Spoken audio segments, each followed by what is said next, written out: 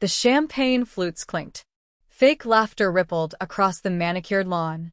And somewhere between the string quartet and the shrimp cocktails, I stood alone, an outsider at my own brother's engagement party. "Why is she even here?" someone whispered behind a wine glass. "She's just the daughter who ran away and came crawling back," another chuckled. "Before we begin, drop a comment and tell us what would you do in this situation? Be honest, tell me in the comments below. We read every comment. Let's begin." I ignored them. I had gotten used to the stares, the smirks, the polite smiles that carried daggers underneath. Still, I kept my chin high. But then I felt the sudden rush of silence. A heavy hush. My father's footsteps echoed like a hammer on marble as he approached. "You really showed your face here, huh?" he snarled. "Nice to see you too, Dad," I replied calmly, offering him the same cold politeness he'd always served me growing up. "You've got some nerve." His voice cracked with restrained rage. "This is James' night. You showing up like this, you're a disgrace." The crowd watched, wide-eyed and thrilled. Engagement parties were rarely this entertaining. "Dad," I began, trying to keep my voice steady. "I RSVP'd. I was invited." "By who?" he hissed. "You weren't invited by me. And this isn't your place anymore." I should have walked away, but I didn't. I looked him in the eye and said the truth. "You made it clear a long time ago. I wasn't part of this family. I didn't come to stir anything. I just wanted to wish James well." "Wish James well?" he scoffed. "Wish him well after you abandoned your family to chase, what, some fantasy life with that nobody you married? You embarrassed us. You're not my daughter anymore." And then he shoved me. Hard. My heels slipped on the edge of the stone border behind me. And just like that, I fell backward into the cold, glittering fountain. Gasps. Laughter. Clapping. "She's lucky we even let her in," my stepmother barked from across the courtyard. Her pearls bounced as she chuckled and sipped her white wine. "Serves her right," someone else muttered. "This is better than the speeches," came a voice from behind the floral arch. I sat up, drenched, mascara running, hair plastered to my cheeks. But I didn't cry. Not this time. Instead, I smiled. A slow, steady, almost eerie smile as I wiped the water from my face and said, "Remember this moment." That's when the front gates opened, and every guest turned. A black Bentley rolled up the stone path, flanked by two matte SUVs. Security stepped out first. Two men in crisp black suits scanned the yard. Then the driver opened the car door, and he stepped out. My husband. And not just any man. Not the nobody they thought he was when I left 5 years ago. Not the failing startup guy they mocked for being beneath our family. He was Eli Whitaker now. And as he walked toward me, perfect in his tailored navy suit, sunglasses glinting, every inch of him radiating quiet, terrifying power, the whole yard went pale. Even my father, even my smug stepmother, even James, who froze mid-toast with his fiancée. "Is she with him?" someone whispered, their voice cracking. My husband reached me, offered me his hand without a word. I stood, water still dripping from my dress. He took off his blazer and wrapped it around me. Then he looked up at the crowd, dead serious, and smiled. "Thanks for keeping my wife entertained," he said coldly.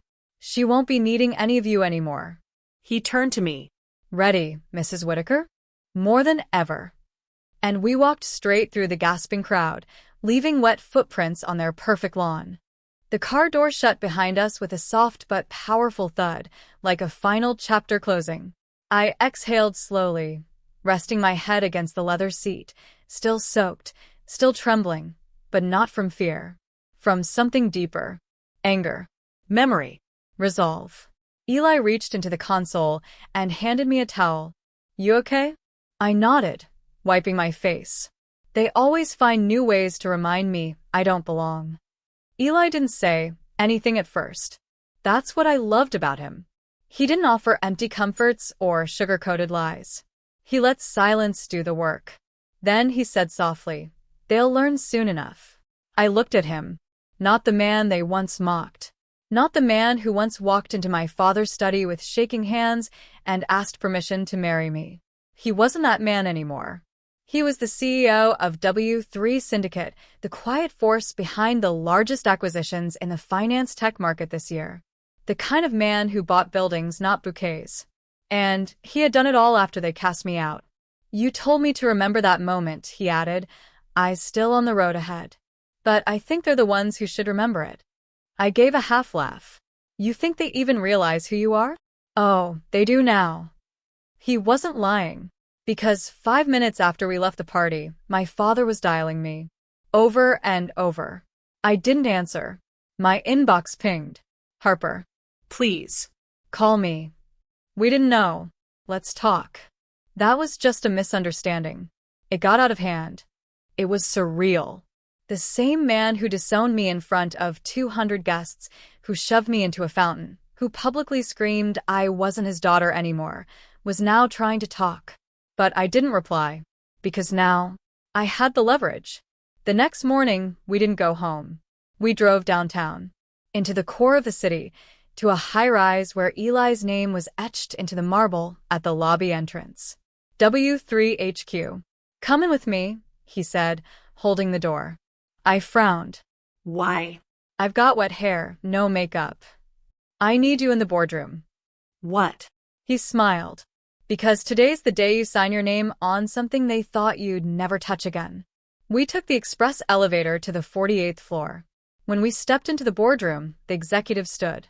Not for Eli, but for me. Gentlemen, Eli said calmly, this is Harper Whitaker. You may know her as my wife. But you should also know, starting today, she owns 51% of Crosswell Holdings. Silence. Stunned faces. Crosswell Holdings. My father's company. The company I'd grown up hearing about over breakfast, watching him build from scratch, obsess over, worship like a shrine. The company he always said would only be passed on to someone capable. Not a dreamer. Not a girl with soft hands. He gave it to James. Never to me. What he didn't know. 2 years ago, when Eli began quietly buying out distressed companies, we came across one of Crosswell's shell vendors. Eli asked me to look into it. I did. And what we found? Crosswell had debt. Hidden, dangerous debt. Eli made a plan. I helped him. We didn't destroy Crosswell, we saved it. Discreetly. Legally. Powerfully. Then we acquired 32% over the span of a year. Then another 10% from a forgotten stakeholder in France. The rest?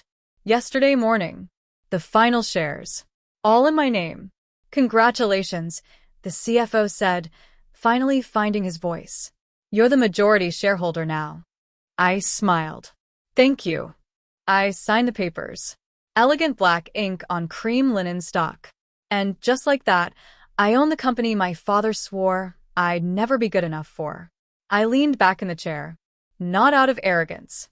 Not even revenge. But peace. Pure, quiet, overdue peace. Want to send the board a memo? Eli asked, half teasing. No, I replied. Let's send an invitation. Invitation? I nodded. To the next executive roundtable. Eli raised a brow. Where? I smiled. Same place they threw the engagement party. 3 days later, the sun was sharp and merciless over the glass estate where it all began. The same estate where I was pushed into a fountain.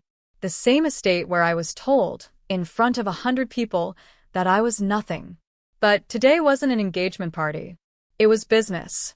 The invitation I sent out to Crosswell's board members and to my father and brother was short and clinical. Crosswell Holdings Internal Review Roundtable, attendance mandatory. Location, Whitestone Estate, East Pavilion. Host, Harper Whitaker, majority shareholder. Time, 10 a.m. The reactions? Panic. I heard it in their voices on the voicemails. I saw it in the rushed emails Eli's assistant forwarded to me. James was confused. My father was livid. The board was unsettled. But they came. Because they had no choice. At 9:55 a.m., I stood inside the marble-pillared pavilion. Hair up. Powder blue blazer. Calm. Intentional eyes. They arrived exactly on time, of course they did. My father taught them that. He came in first, flanked by James and two long-standing directors. I watched my father's eyes land on me and stay there, unmoving, unreadable. For a moment, no one spoke. Then he laughed. A short, fake chuckle. Well, this is quite a show, isn't it? I didn't blink. This is a board meeting, Dad. Not a show. James sat slowly, face pale. My father remained standing. So you're the one who bought it all up, he said. Behind our backs. Secretly. Manipulatively. It was legal. Clean. Strategic, I replied. Exactly how you used to operate, before the desperation. That hit him. I saved Croswell. I continued.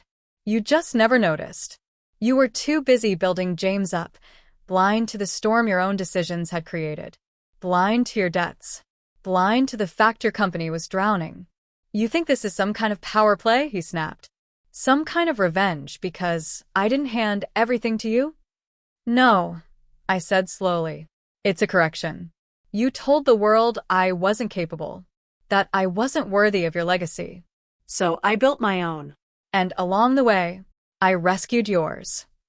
James cleared his throat. You're blowing this out of proportion. We were just trying to protect what Dad built. And pushing me into a fountain was part of that? I turned toward him. Mocking me in front of your fiancé's family? Making sure the entire room knew I was unwanted. He looked away. I leaned forward. Calm. Measured. Ruthless in grace. This isn't revenge. It's reclamation. Of what was always mine to claim. My father's voice dropped. You've changed. No, I said. I've just stopped asking for permission. The meeting went on.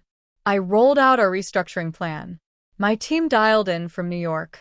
Lawyers, consultants, brand experts. Eli sat quietly, letting me lead. And when the presentation ended, I stood. I'm not here to fire anyone. I'm not here to humiliate you the way you humiliated me. I'm here to run this company better than you ever let me. Starting today. I turned to my father. My voice didn't waver once. And starting now, you'll refer to me as Chairwoman Whitaker. The room fell into silence. Thick. Reluctant. But real.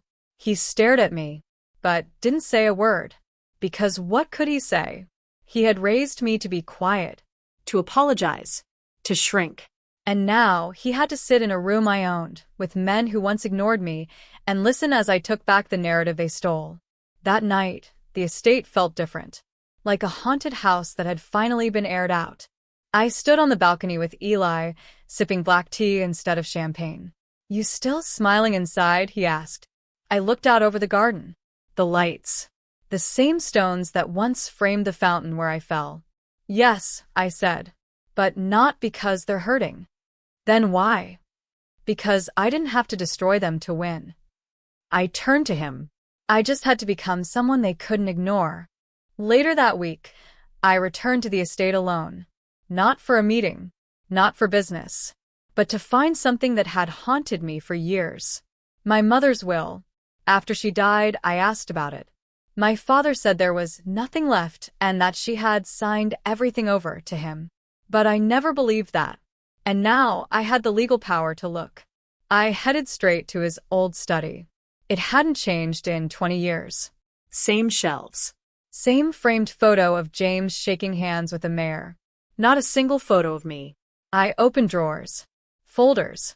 Beneath stacks of dusty ledgers and irrelevant documents, there it was. A slim, yellowed envelope. Unopened. Handwritten. To Harper Whitaker. From Mom. If they ever try to erase you, read this. My hands trembled. I opened it. Inside was a short letter.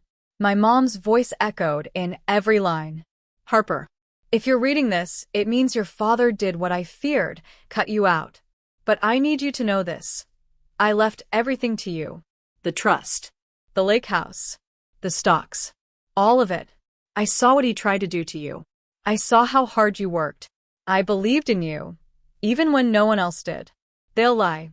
They'll hide this. But the truth belongs to you. With all my love, Mom. I froze. That lake house? Sold 5 years ago by my father and stepmother. Said it was never mine to claim. The trust? Emptied. The stocks? Transferred to keep the family afloat, they said. I wasn't angry. I was done being angry. But now I had proof. And I wasn't going to scream. I wasn't going to throw things. I was going to expose them. Quietly. Cleanly. That evening I met with our family attorney. I laid the letter on his desk. His eyes widened. Harper, this changes everything. Good, I said. Do you want to press charges? No, I replied calmly. I want the truth revealed, publicly. He nodded. Then you'll need to show up at the inheritance review. I'll be there. The hearing room was quiet. Too quiet. My father sat stiffly beside my stepmother, jaw clenched. James looked uncomfortable, constantly checking his phone like he wanted to be anywhere else. The family lawyer stood at the head of the table, holding the letter I'd found. Cleared his throat. Before we proceed with the scheduled review of asset transfers, he began, Ms. Whitaker has submitted new documentation in your late mother's original handwriting. My stepmother rolled her eyes. This is absurd. The lawyer didn't even flinch. The handwriting and signature have already been verified. It's real. And binding. He opened the letter and read it word for word. Every single line. I didn't look at anyone while he read. I didn't need to. But when he finished, I heard it. A quiet gasp. Then silence again. Then the lawyer continued.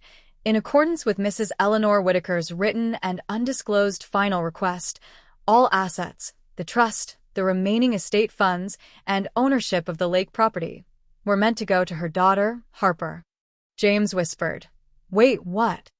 The lawyer ignored him. These assets were instead misappropriated. That's fraud. We're currently pursuing a full investigation. My stepmother slammed her hand on the table. We thought the trust was invalid. We were told.